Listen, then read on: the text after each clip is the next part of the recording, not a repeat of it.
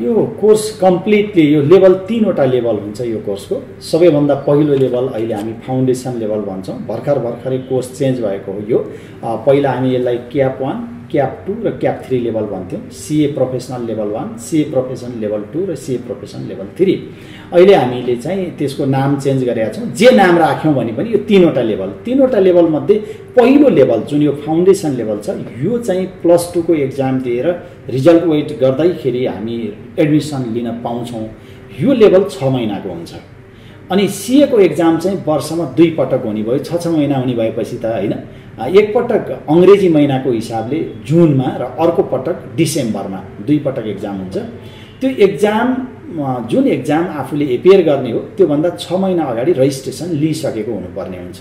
त्यही भएर यो हिसाबले हामीले हेर्दाखेरि चाहिँ अहिले जो +2 को परीक्षा दिएर रिजल्ट वेट गरिरहनु भएको अवस्था छ उहाँहरूले अहिले नै यो रिजल्ट आउनु अगाडि नै यो केही समय यसपालि +2 को एक्जाम अलि पछाडि सरिएको हुनाले म्याद थप पनि हुन सक्ला। 31 मे हो खासमा, तर केही म्याद चाहिँ थपिएला। हप्ता 10 दिन चाहिँ नेपाल चार्टर्ड अकाउन्टेन्ट संस्थाले नोटिस जारी गरिसकेपछि त्यसले भ्यालिडिटी पाउने हुन्छ।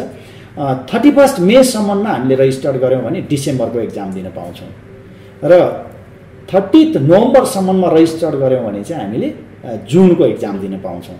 यो हिसाबले हेर्दा रिजल्ट आउनु अगाडि नै जोइन गर्यौँ भने त हाम्रो रिजल्ट वेटिङको टाइम सेभ भयो नि त। त्यो हिसाबले हेर्दा हामी 6 महिना अगाडि नै एक्जाम दिन पाउने हुन्छौँ यदि हामी अहिले नै रजिस्ट्रेसन लिन्छौँ भने। र यो लेभल पछि अर्को लेभल 9 महिनाको हुन्छ।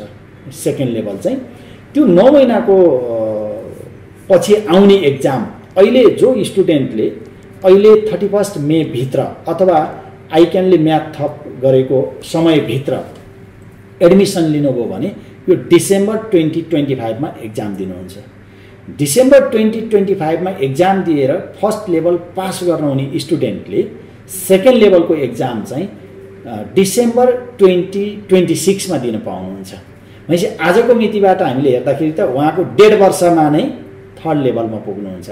अनि थर्ड लेभल चाहिँ 3 वर्षको हुन्छ। त्यो 3 वर्ष चाहिँ 2 वटा काम हुन्छ त्यसमा। एउटा पढ्ने काम पनि हुन्छ र अर्को आर्टिकलसिप गर्ने काम पनि हुन्छ। उहाँको आर्टिकलसिप चाहिँ दिन गनेर 3 वर्ष पुगेको दिनमा सिद्धिहाल्छ, तर थ्योरी चाहिँ फेरि पढेर पास गर्नुपर्ने हुन्छ। त्यसपछि मात्रै चार्टर्ड अकाउन्टेन्ट भन्नुभयो उहाँ भनौँ न। त्यसपछि सर्टेन सानो सिम्पल फर्मालिटीहरू हुन्छ। त्यो अनुसार नेपाल चार्टर्ड अकाउन्टेन्ट संस्थाको मेम्बरसिप लिनु पर्यो र अनि चार्टर्ड अकाउन्टेन्ट चाहिँ लिगल्ली पनि त्यो चार्टर्ड अकाउन्टेन्ट पदवी उहाँले त्यो चाहिँ पाउनुहुने भयो। त्यो नाममा लेख्न पाइयो। त यसरी हामीले हेऱ्यौँ भने रिजल्ट आउनु अगाडि नै हामीले एडमिसन गर्यौँ भने चाहिँ आजकै दिनबाट हामीले हेर्दाखेरि 4.5 वर्षमा चार्टर्ड अकाउन्टेन्सी कोर्स सकिने भयो। तर यदि रिजल्ट वेट गरेर 12 को रिजल्ट आइसकेपछि हामी भर्ना हुन्छौँ भने त हाम्रो एक्जाम त जुनमा हुन पुग्छ। 2026 को जुनमा हुन पुग्ने भयो। यो डिसेम्बरको एक्जाम दिन 6 महिना त कभर हुँदैन। त्यसमा रिजल्ट पछि गर्दा त 6 महिना पुग्दैन।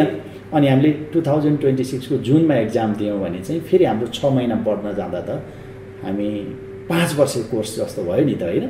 6 महिना त यहाँ हाम्रो लस भयो फेरि रिजल्ट वेटिङ गर्दाखेरि। त्यसरी हेर्दाखेरि लिगल्ली यसलाई 4.5 वर्ष जस्तो भयो। तर प्र्याक्टिकल्ली चाहिँ म +2 पास गरेर मात्रै जोइन गर्छु भन्दा चाहिँ 5 वर्षको हुने भयो। त्यस कारणले हामी सर्टकटमा चाहिँ यसलाई भन्दाखेरि इन जनरल चाहिँ 5 वर्ष कोर्स हो भन्ने गर्छौँ।